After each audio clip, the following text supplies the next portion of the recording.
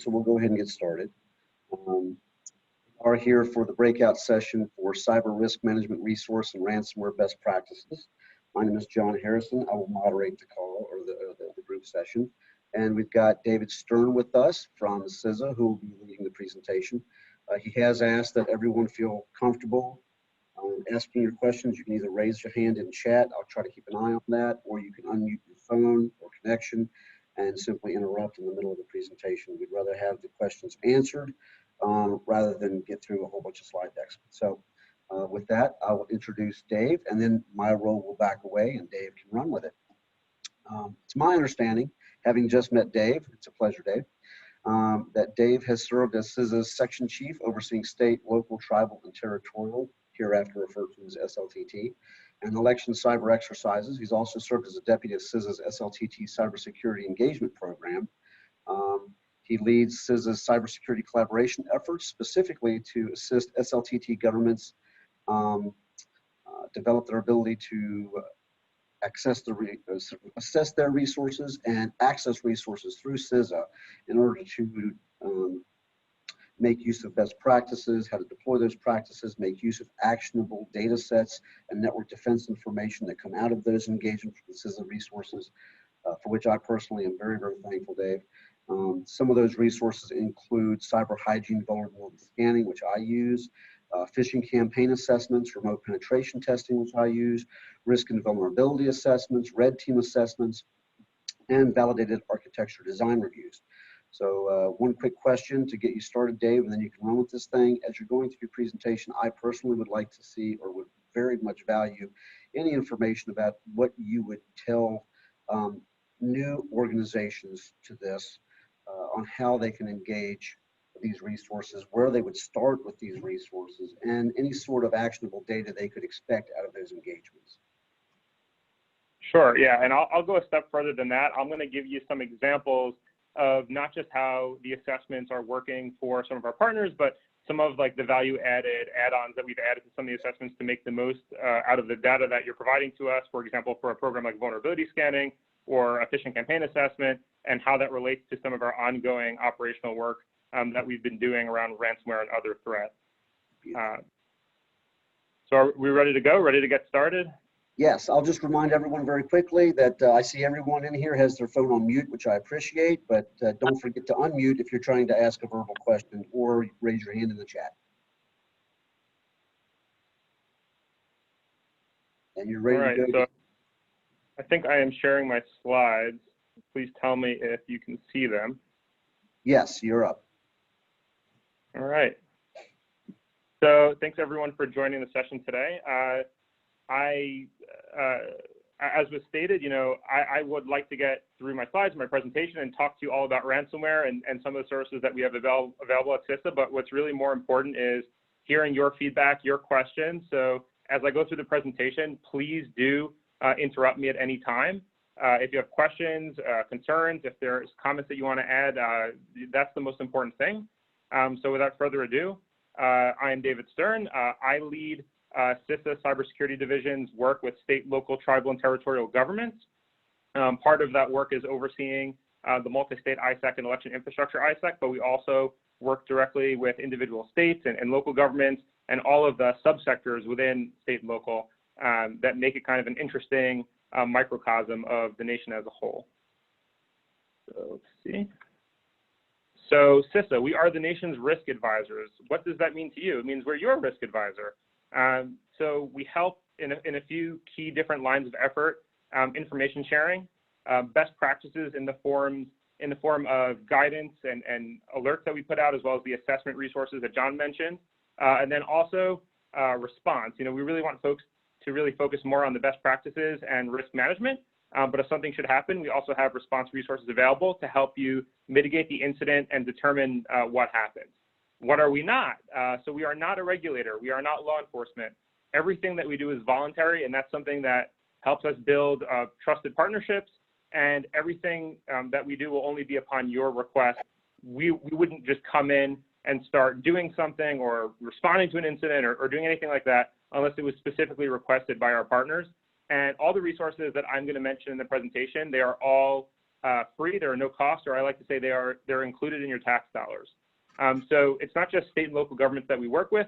We work across state and local, the private sector, all the federal agencies, as well as international partners. So that gives us a really interesting perspective. So my team in particular, so besides serving over the MSISAC and EIISAC, we advocate for all of our state and local partners like you.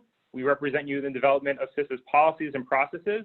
And the bottom line for you is we are your dedicated resource and entry point for collaboration with CISA. So if you have questions about CISA programs, you have requests for information, you want to understand a little bit more about an alert that we may have put out or other resources that we have available, assessments, you can always come to us and we'll have contact information for our program at the end of the presentation. So the first thing I wanted to talk about today is our ransomware guide. So this is a product that we just put out a couple of weeks ago. Obviously, we've seen like a large-scale proliferation of ransomware among the state and local community and also critical infrastructure sectors. But I think we know that the state and local community is less resourced than some of the other sectors, and a lot of folks are asking, what are some of the best practices that we should be engaged in to prevent? What can we do if we do become infected? Who should we call? So we endeavored to try to answer some of those questions with this ransomware guide that we put together with the MSISAC. So the guide kind of starts off talking about, what is ransomware? I think for most of the folks in the room here, I think that's well understood. But I think the reason we've done this is that malicious actors have also kind of adjusted their tactics over time to include, pressuring victims for payment by threatening to release stolen data if they refuse to pay, and publicly naming and shaming victims as secondary or tertiary forms of extortion. The monetary value of the ransomware demands has also increased. So we've seen ransom demands in excess of $1 million. Malicious actors have also engaged in lateral movement to specifically target some of the most critical data, mission critical data that is required by your organizations to support your critical services, things for health and safety, revenue generation. These are really important services that we don't want to see compromised by a ransomware incident. So that is the reason we're putting out this guide. These actors have also increasingly used tactics such as deleting system backups that make the restoration recovery process kind of more difficult or infeasible for some of the impacted organizations. And of course, the economic and also importantly, the reputational impact of ransomware incidents, not just in the initial disruption, but sometimes the extended recovery, if folks haven't put certain plans in place or undertaken certain best practices, has also proven challenging, not just for some of the smaller organizations that we work with, but also some of the larger, more capable organizations that we work with. So getting to the point, the guide's got 2 resources within it. It's got best practices, and that's something that we really try to focus on. And then it's also got a ransomware response checklist. So the idea is to have all the information in one place. We had that strong demand signal from our partners on better understanding what they need to do, even absent any additional assistance from other authorities. And a lot of the advice that I'm going to talk about here is nothing new. There's no real surprises here, but we've just tried putting everything that we're talking about in the context of ransomware prevention and response. So the first part of the guide covers some pretty obvious upfront practices that we think everyone should be engaged in. So be prepared. So 2 key points right up front, have offline encrypted backups, and importantly, you got to regularly test those backups to make sure they work. And the second part, create, maintain, and exercise a basic cyber incident response plan and associated communications plan. Within the guide, we include a template from the Public Power Cyber Incident Response Playbook. And this guide is really good, not just as a template for a plan, but what it really speaks to outside of that is how can you organize yourselves? How can you look at the organization and understand how you can be better organized to deal with cyber incidents, to be better prepared to manage cyber risk in steady state. And it doesn't just talk about, what are the processes and procedures for an incident response team or some of the technical folks or IT folks in dealing with an incident. It talks about some of those communication concerns. So what can we be sharing and when internally and externally to make sure that we're communicating well internal to our organization and then sharing the appropriate level of information with the public or external stakeholders or maybe others that we're asking for assistance from. So the response checklist that we've included here is meant to serve as a ransomware specific addendum to your overall organizational cyber incident response plan. So kind of like a tear sheet or addendum to that main plan. So the first area, so the guide is kind of broken up by the different attack vectors and threat vectors that can ultimately lead to ransomware infection. And so the first one that I want to talk about is internet-facing vulnerabilities and misconfigurations. This is something that is a big problem for us and for our stakeholders. I'm going to talk in more detail a little bit later, but we've seen some of the recent vulnerabilities, for example, with SSL VPNs and other kind of misconfigurations, things with like RDP that can lead to external access to a network and ultimate compromise of the network. So right up front, one of the main things that we recommend is regular vulnerability scanning. And it's not just something that we recommend, but we actually have a no-cost service that I'll talk about a little later that is available to all the participants here, where we provide regular reporting of what vulnerabilities that we observe on your public-facing networks. Second, right up front, regularly patch and update software and operating systems. If folks just did the first two bullets, I think we would have a severe reduction in the number of ransomware incidents that we're dealing with. And it's not just patching, it's the urgency of patching. And recently, CISA has taken steps. When we understand a certain vulnerability to be especially critical, we are putting out alerts and messaging about that. We are doing things like putting out emergency directives to federal civilian agencies with a specific timeline that they have to patch within to ensure that they're shored up and they're secure and securing their systems. And so looking at those things are what we're doing in the federal government. Those things are a good cue for things that would also be useful for state and local. A lot of the same software products, a lot of the same solutions and configurations are used in the state and local space as are used in federal civilian agencies. Ensuring devices are properly configured and enabling security features. So this is something that's common. Folks might have a certain type of appliance. They might use a certain piece of software, and there are security features built in that just aren't enabled, or folks are using the default configuration. These are things, for example, if you're using Office 365, there are some built-in logging, monitoring, and security features that you can enable, and you can just kind of set them and forget them, and they help keep your organization from being a victim. As I mentioned earlier, employing best practices for RDP and specifically other remote desktop services or internet-facing services. And then this is an oldie but a goodie, but disabling or blocking server message block or SMB protocol outbound and removing or disabling outdated versions. So SMB is a component of Windows that is often used by threat actors to propagate ransomware throughout an entire network or large part of a network. This is something that we've seen often. We still see it, and that's why it's one of the key recommendations we've got here. So moving on to phishing. So we have some seemingly obvious recommendations here, but these are things that I think organizations might do at varying levels of formality, or maybe they do it informally, but they don't have a lot of rigor around it or a formal program and process around not just having a cybersecurity user awareness and training program that mentions phishing, but specifically addressing how users can identify phishing emails, having an organizational process associated with that for where users can centrally report phishing or suspected phishing to the organization, so that it can be centrally managed. It can be understood, how much of this activity are we seeing? Does this seem targeted, or does this seem like generic spray and pray type of phishing? It's just really important that organizations take that seriously and implement those sorts of programs.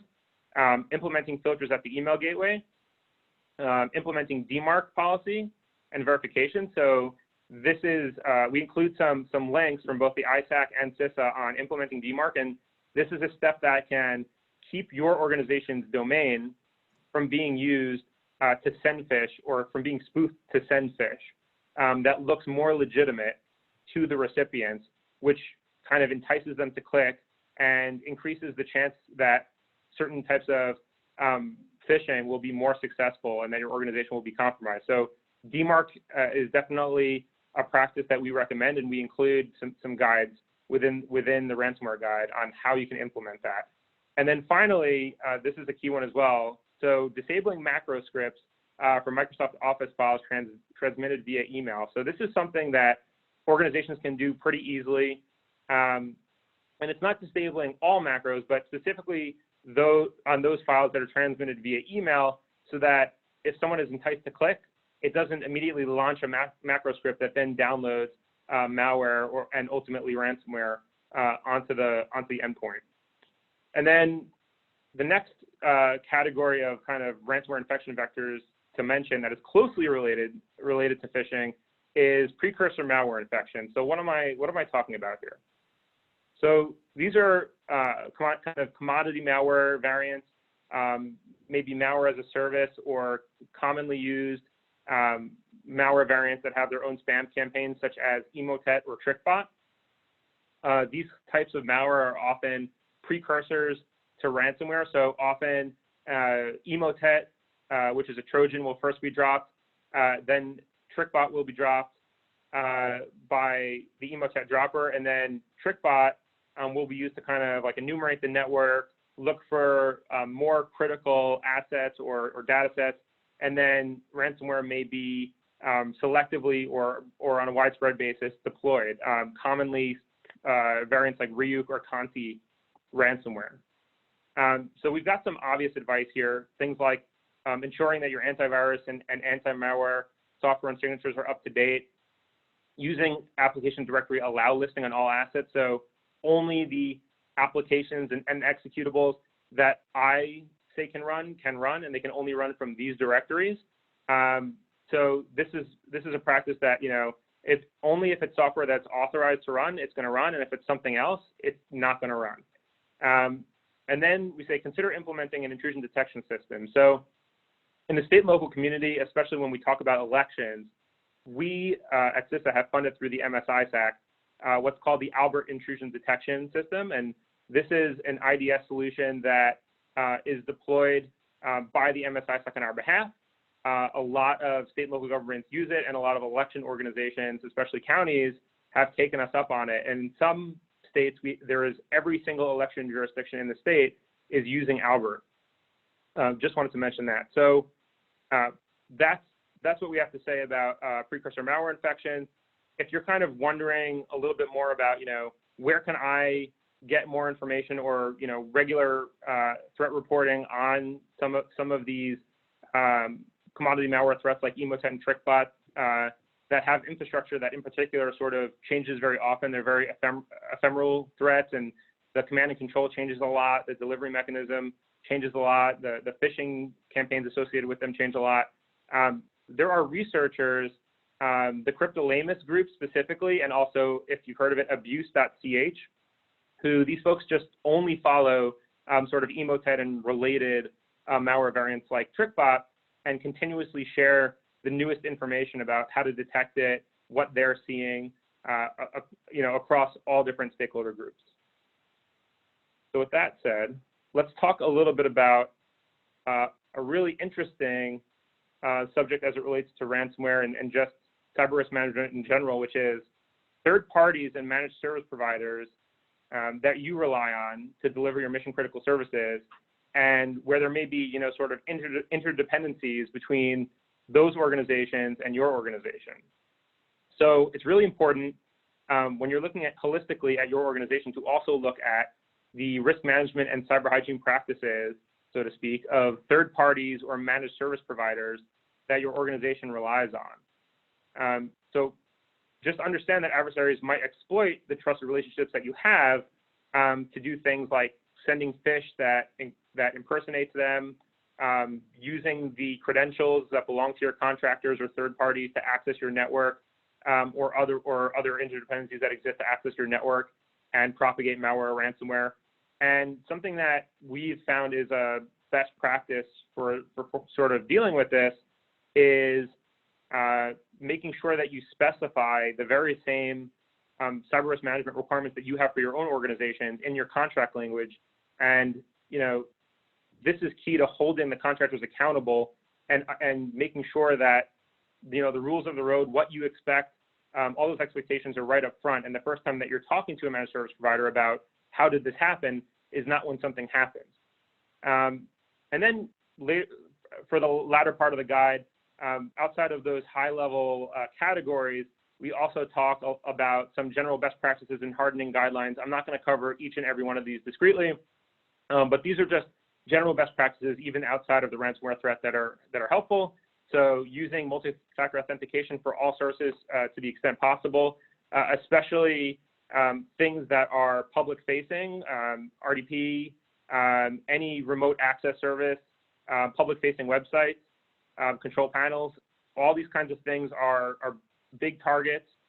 Applying the principle of least privilege to all systems and services, so making sure that users only have the privileges that they need to do their job, that they're not needlessly accumulating privileges, or that they have privileges that they don't need to do their job. So I think something that in a lot of organizations, but also in counties, that folks deal with is, certain leaders, they ask for additional privileges that so that they can do things on their own that maybe they don't need the privileges. I think kind of having that discussion with them about them just having those privileges, if their account is compromised, how it can be used to create an undesirable outcome for the county or for the organization. I think that's a conversation worth having if that's a challenge that you're facing. Also, one really key thing here, so leveraging best practices and using security settings in association with cloud environments. So one thing that we did definitely see a lot of here at CISA is someone's Office 365 email account being compromised, forwarding rules being set for that account, and then that account then being used to further phish and propagate malware or ransomware within an organization. And as a result of have released a product, Office 365 best practices. You can find it on our website, where we talk about some of the standard security settings that you can use in 365, and some of which would enable you to detect, but also log and be able to look historically back if you become aware of a campaign, or a phishing campaign, or other activity targeting your organization. These things are really helpful. Hey, Dave. And a lot built right into the solution. Go ahead. You have a question? We've got a question in chat. It's Greg is asking, he's curious to know if anyone has solutions or strategies to share for implementing whitelisting for trusted apps. He asked it to the whole group, but if you have any guidance on that during the course of your presentation, that would be helpful. He's currently using Avanti, but is looking to change that in the future. So from the CISA perspective, we are not able to recommend like vendor-specific solutions, but I will open the floor if other folks in the session have a recommendation.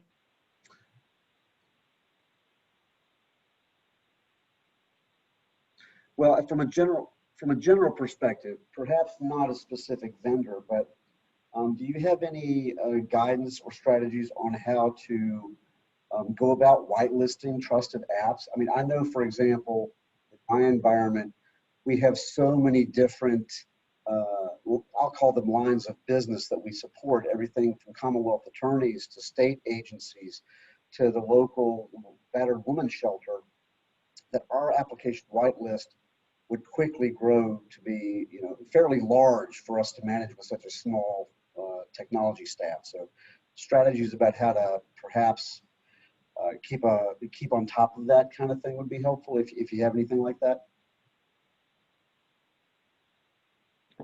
I think it's hard to give like a one-size-fits-all answer, but I think keeping on top of it really just has to do with, I think, less of an IT problem, but more of a policy or process issue. If you have the resources and the personnel that can be responsible, and that is like one of their primary responsibilities to, watch that and oversee and be responsible for updating and maintaining the allow listing and making sure that, the appropriate change management processes are followed. If you're adding something new, a new asset, a new piece of software, that the process is in place to facilitate that being appropriately updated.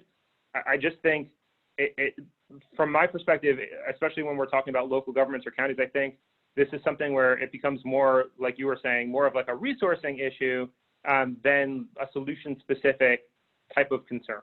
if that makes any sense. It makes a lot of sense. Thank you, David. I'll just remind everyone, for those that are on phones instead of dialed in or on the Zoom call, that we've got about 10 minutes, 8 to 10 minutes left.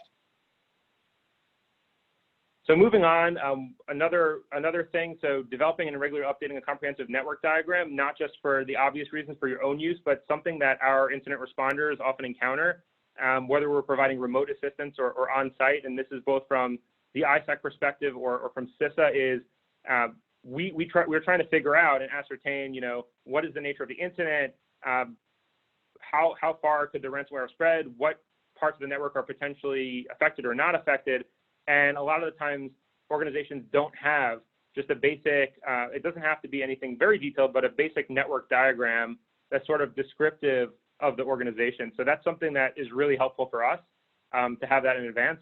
And then closely related to that is employing either logical with virtual LANs or physical means of network segmentation, including between, you know, different business units and departments, between information technology and operational technology.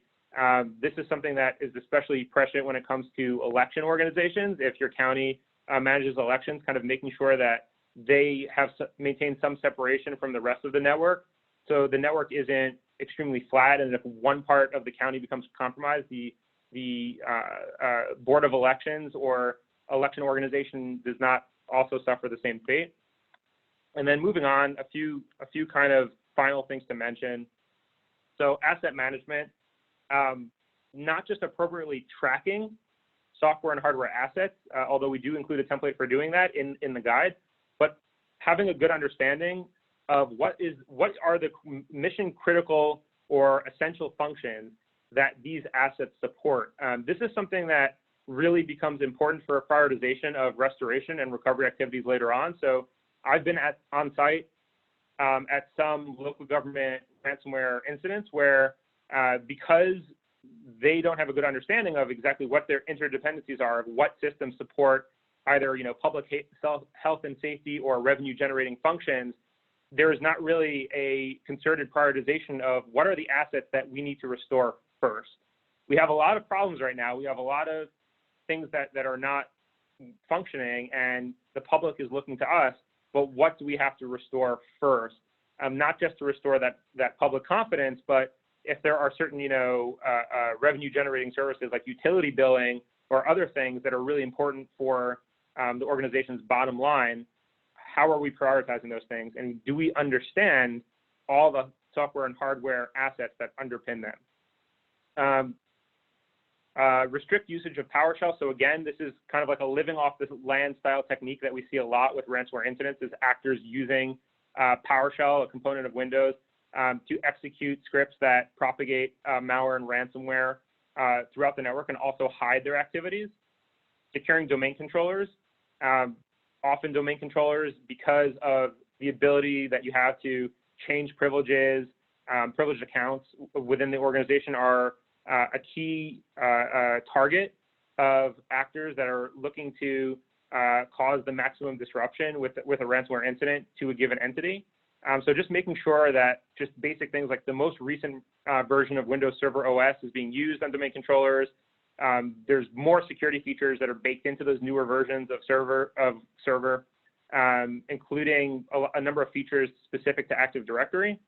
And just using, we include Microsoft's, some of their official guides in the product, but using some Active Directory configuration guides to make sure that you're configuring all the available security features. So these are just really basic things that you can do, just like maintaining separation between different user groups and the way that you assign privileges, that can really be the difference between, you know, a small part of the organization being impacted and your entire organization being impacted. And then we've just got retain and adequately secure logs from network devices and local hosts. So this is another thing that our response personnel often encounter is, you know, we are there to help mitigate the incident and figure out the root cause. What has happened here? How did your organization become compromised? And it's really hard for us or anyone that you might retain or for your own staff to do this if, you know, not only if you're not centrally managing logs from different network devices, but if you don't have a long enough retention period on those devices, maybe something like at least 6 months to a year in order for there to be the ability for responders or those that are doing a cursory investigation to better understand what has happened. And then related to that is kind of baselining your network activity over a period of months to better understand what is anomalous. So if we see something that is anomalous, what is anomalous, excuse me. I think I see some discussion in the chat. Are there some questions or comments? Greg had asked where he might be able to find the ransomware guide and whether it would be made available on the CISA website. So I posted the link, cisa.gov/publication/ransomware-guide. Yep, and if you have any questions about that, I will put my contact information in the chat following the presentation, and you can feel free to reach out, and we can help out if you have any questions about the services or anything that we mentioned. Excellent. So I'm going to move to the second part of the guide and try to be quick for this part. So let's talk about the ransomware response checklist that I mentioned earlier. So we break that down into kind of some standard steps of incident response and give some kind of key things and steps that organizations should be thinking about at all different stages of the response process. I think the key thing I want to say here is this. The most important thing that our partners need to remember is that paying ransom will not ensure that your data is decrypted or that your systems or data will no longer be compromised. Ourselves, the MSISAC and federal law enforcement, speaking for FBI and the service, we do not recommend paying ransom. With that said, we do try to give, the goal of providing this checklist was to try to provide some practical steps and things that you can do even before help might arrive. But what it really comes down to is, did you have those backups that were offline and separated appropriately from the network, and can you recover to those? That is the most important thing. Just want to underline that again. So, you know, some of this is pretty obvious stuff, but we try to add some order and rigor to it. So determine which systems are impacted and isolate them. If you can't shut down the network at the switch level, which is what we recommend, because it can be pretty cumbersome and inconvenient to try to individually remove devices from Ethernet or Wi-Fi in the midst of an incident, only then should you look at considering powering them down, because obviously, you know, certain volatile artifacts, things in memory will be lost from powering down the device. And then triaging impacted systems for restoration and recovery. And when we say this, we're saying, you know, based on that prioritization of critical services, what are the systems that support my critical services? What am I triaging for restoration first? And on the flip side to that, if there are systems that we know to not be impacted, deprioritizing those, making sure that we're not just looking at, you know, re-imaging or restoring everything, which will help and make it a more efficient process for you to get back to business. And then looking at working with your team to develop the initial understanding of what has occurred coming out of that after you do your initial, you know, stopping the spread of the ransomware and triaging the systems for recovery, and then working through sort of internal and external notifications, asking for help. We include a notification matrix in the guide that will help you do that and sort of add some process around it. So containment and eradication, as I mentioned, depending on what stage in the infection you're at, it may be possible that you would want law enforcement to take a look. And so if you're focused on investigation, you know, making sure that you're taking things like a system image or a memory capture or getting assistance from law enforcement to do that. But if that's not possible, or that is not what your organization is prioritizing in your plan for dealing with a ransomware incident, we have some additional steps for containment and eradication, actually mitigating the incident, that we recommend. One that I wanted to point out on this list is looking at persistence mechanisms. So sometimes the object and the end game of the threat actors that are deploying commodity malware and ransomware on your network is not only that. They are also looking at maintaining their access to your network for as long as possible, or for as long as it is useful. So a few things I wanted to mention. So looking at both outside in and inside out persistence. So outside in persistence may be things like authenticated access to public facing or external systems through rogue accounts or compromised accounts, backdoors on perimeter systems, or exploitation of external vulnerabilities. There's been a few vulnerabilities recently that even if you patch them, if the vulnerability was exploited before you applied the patch, your organization, that device or that software is still compromised. Inside-out persistence.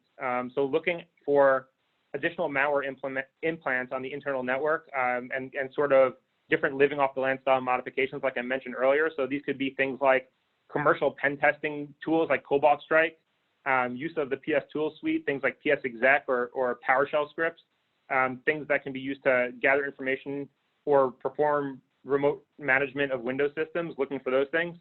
And so at the end of the day, identification of some of these mechanisms may include deploying some endpoint detection and response solutions, doing audits of accounts, looking for data in your logging systems. But these are all things that you can only do if you've prepared in advance. Hey, Dave. I just wanted to say that the session automatically ends in about 3 to 4 minutes.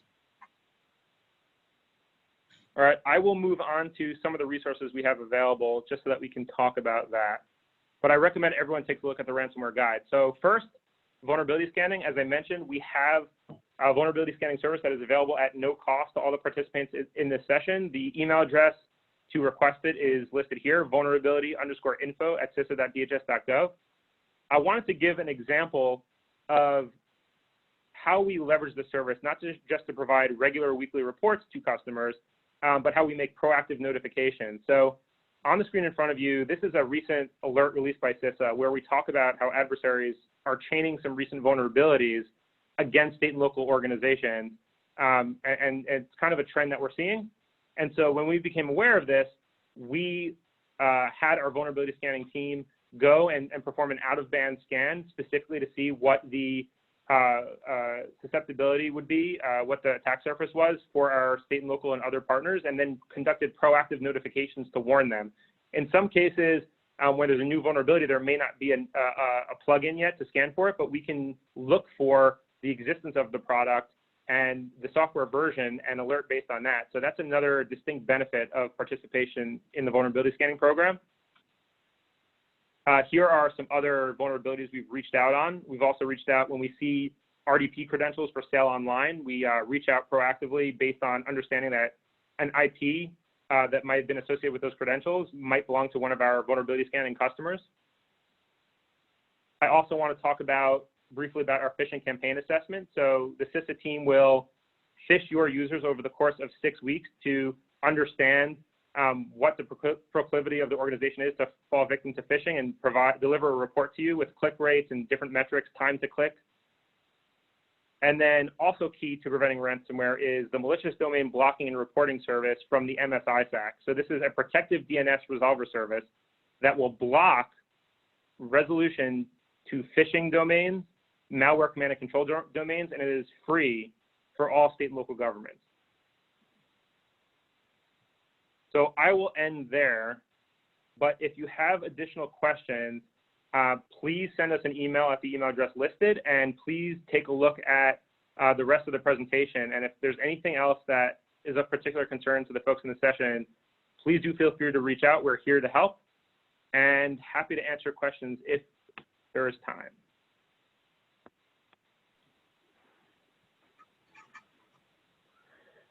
Thank you so much, Dave. Hi, everyone. This is Jack from NACo. It is time to return to the main Zoom link. Dave has posted a questions email address there. We can also certainly connect you with Dave and Brian and the team at CISA as well afterwards. John, do you have any closing remarks before we have folks transition back?